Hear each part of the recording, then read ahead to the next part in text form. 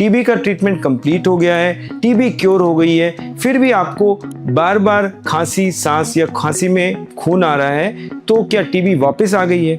अक्सर मेरे पास पेशेंट आते हैं जिनको ये लक्षण हो रहे होते हैं और उनके एक्सरे में भी पैच दिखता है और वो दोबारा और दोबारा टीबी की ट्रीटमेंट ले रहे होते हैं। सो आइए जानते हैं इस वीडियो के जरिए कि इसका क्या कारण होता है और ऐसा कुछ हो तो हमें क्या करना चाहिए। So TB cure and lung recovery एक चीज नहीं होती। जब आपका टीबी क्योर हो जाता है तो आपके लंग में कुछ न कुछ स्कारिंग या निशान रह जाते हैं। जैसे आपको चोट लगती है, कहीं भी आप देखें आमतौर पे स्किन पे अगर चोट लगती है तो वहाँ कुछ ना कुछ निशान रह जाता है। तो ऐसे ही जब आपको टीबी क्योर हो जाता है, ट्रीटमेंट कंप्लीट हो जाता है, देन लंग्स के अंदर कुछ ना कुछ स्कारिंग होती है।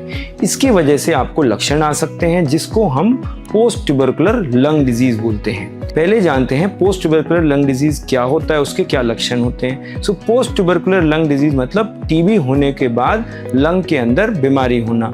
उसके क्या लक्षण होते हैं? ऑब्वियसली अगर लंग में कुछ डैमेज है तो आपको खांसी आएगी, बलगम आएगा, सांस की दिक्कत हो सकती है, ब्लड भी दोबारा आ सकता है। इसकी वजह से आपको वीकनेस हो सकती है, बार बार चेस्ट में इन्फेक्शन हो सकता है, एंटीबायोटिक्स की जरूरत पड़ सकती है, सांस फूलने के साथ ऑक्सीजन भी लो हो सकती है। सो इसको हम पोस्ट ट्यूबरकुलर लंग डिजीज बोलते हैं। पोस्ट ट्यूबरकुलर लंग डिजीज में क्या होता है? सबसे पहले तो लंग्स के अंदर स्कारिंग होती है, माने वहाँ कुछ निशान रह जाते हैं जो लंग्स सिकुड़ जाते हैं उस एरिया में जहाँ जहाँ टीबी हुआ होता है। दूसरा, सांस के रास्ते में रुकावट हो सकती है। तीसरा, लंग्स में छोटी छोटी कैविटीज बन सकती हैं जिसको ब्रोंकिएक्टेसिस बोलते हैं। कभी कभी वो कैविटीज बहुत बड़ी होती हैं, जो कि बहुत थिक कैविटी होती है, उसके अंदर पस भर सकता है।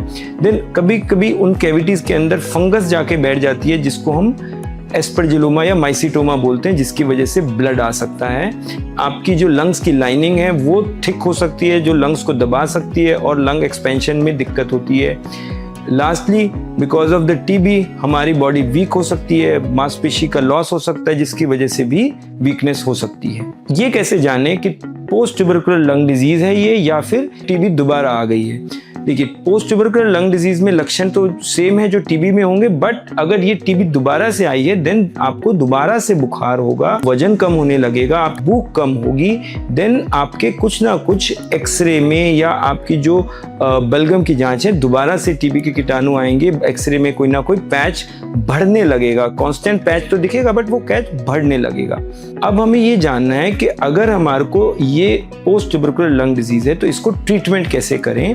सो ट्रीटमेंट के लिए आपको जो आपको मैंने बताया इसमें लंग्स के अंदर डैमेज होता है उसके हिसाब से ट्रीटमेंट होता है। लंग्स के अंदर ब्रोंकिएक्टेसिस और लंग्स के अंदर जो छोटी कैविटीज बनी है उसके अंदर पस बन गया है, तो इसके लिए बार बार आपको एंटीबायोटिक्स बीच बीच में डॉक्टर देगा, इवेल्युएट करके कि बलगम की जांच करा के। अगर आपके सांस के रास्ते में रुकावट है, इनहेलर की ट्रीटमेंट दी जा सकती है जो कि आपके सांस के रास्ते को खुला रखता है।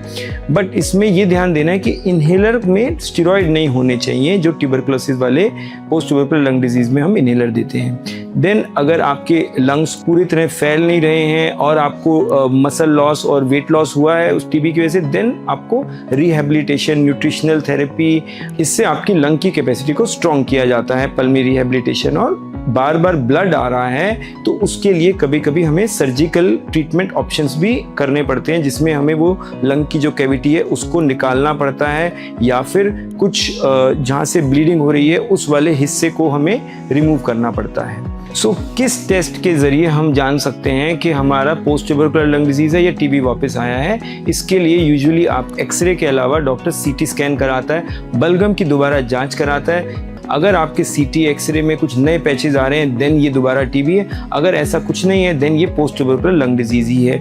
आपके कुछ टेस्ट फंक्शनल के असेसमेंट के लिए करता है, जैसे कि spirometry, lung function test, oxygen level check.